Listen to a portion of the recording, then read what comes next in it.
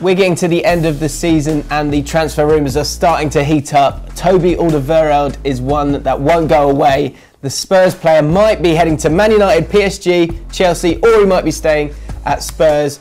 Flav joins me now from room 69 to talk about this transfer. Flav, Toby Alderweireld, he's been one of your best centre-backs, best defenders in general. The defence has been brilliant over the last couple of seasons.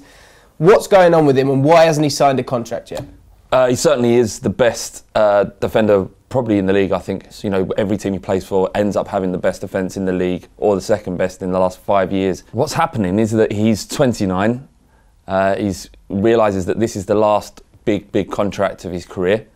And he wants a lot of money, reportedly, £150,000.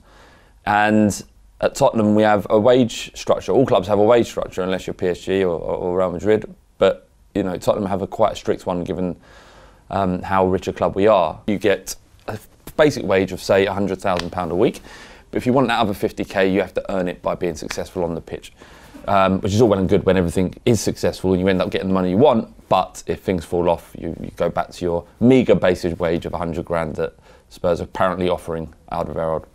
So Alderweireld's got... His contract's also quite an interesting one because the summer, this is why the rumours are happening now. You see this a lot in modern transfers, that it's when it's getting to 2 years left. And Alderweireld technically only has 1 year left, but there's an extension clause in there as well, which leads to a whole load of complication and might lead to him going this summer. Can you just explain the contract that he's got here? Yeah, so he's got like a contract like any other, and it has an extension clause in it, like many contracts do.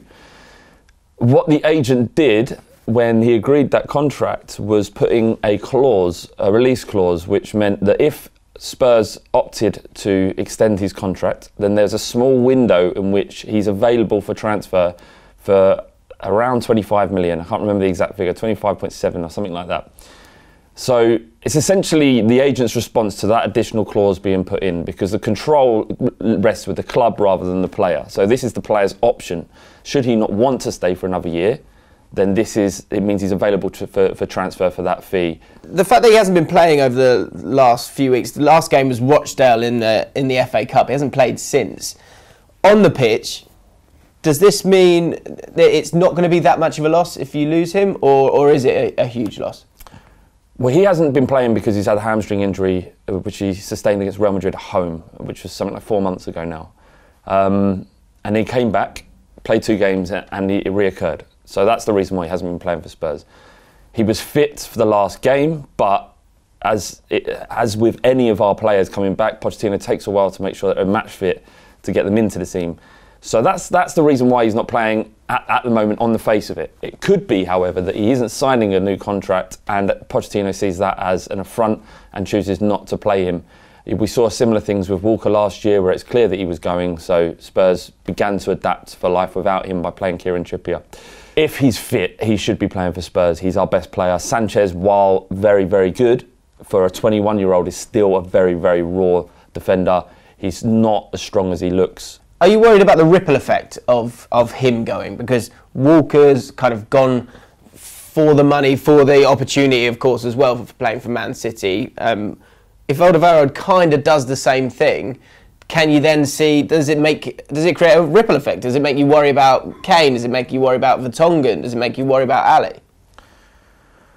No, because that's football. All teams lose their best players. You know, Liverpool lost Suarez, Mascherano, Coutinho just recently will probably lose Salah. Losing your best players to better and bigger clubs is not a new thing. It's a little bit of a sour taste when it comes down to money, because you know Spurs have got money. You know we can afford to pay 150k to Alderweireld, but what kind of precedent does that set? So it's a difficult position for Spurs to be in, because you let him go, then you have the impact of it being a message to other players that if you want to go and earn more money, you have to leave the club. But if you give him money, then all the players are going to say, well, I don't want this incentive-based contract anymore. I want a basic wage like Alderweireld. Harry Kane, with all of his bonuses, is probably on closer to 200k a week anyway. But because he's so good and delivers, he gets the money that he deserves. With Alderweireld coming in and saying, well, I want a basic 150 contract and no one else is getting it, that might create a different kind of attitude. And I think in the long run, Pochettino might think, well, it's better to get rid of him and get the money that we can get this summer, because this is our only chance to get his true valuation. If we leave it, he'll go for less next summer, 25 million. This summer, you know, who knows what we can get for him. He's an incredible player. But I think ultimately the squad harmony and people buying into Pochettino's ideology is more important than giving Alderweireld the money he needs or wants. So how do you think it'll end up with Alderweireld? Do you think that extension will take place? Do you think he'll go for 25 million, or do you think he'll get sold this summer? What do you think? How do you think it'll end? I think he'll be sold this summer. I think he'll be sold to the highest bidder. I think even if that means a Premier League club. Unfortunately, we saw Walker. He cost 52 million. Signed a new contract with Manchester City. And that's the way it is. You know, most of the money is in the top 6 in the Premier League now. So, you know, I hope if he has to go that it's kind of Real Madrid, PSG, because I'd hate to see him come back to Spurs. He's been a great player over the last 3 or 4 years. And what if the highest bid is Arsenal? That wouldn't happen.